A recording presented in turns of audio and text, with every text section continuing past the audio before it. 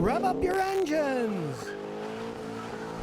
Taylor Brownless says, Scotty, my name's Taylor. I'm a Volkswagen commercial vehicle apprentice. Can you give me a good tip for being a good mechanic?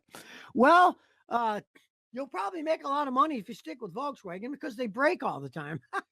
And you'll make a lot of money fixing them as long as the company doesn't go out of business from people saying, we're not going to buy those things anymore because they're junky.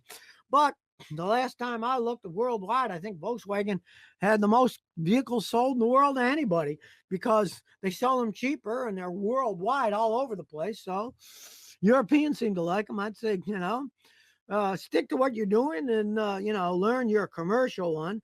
So you're doing commercial stuff. They get paid more because somebody's got a business. They got to have their truck fixed that day. And if they need it fixed that day, they're going to pay more. That's just how it works. So if you never want to miss another one of my new car repair videos, remember to ring that bell.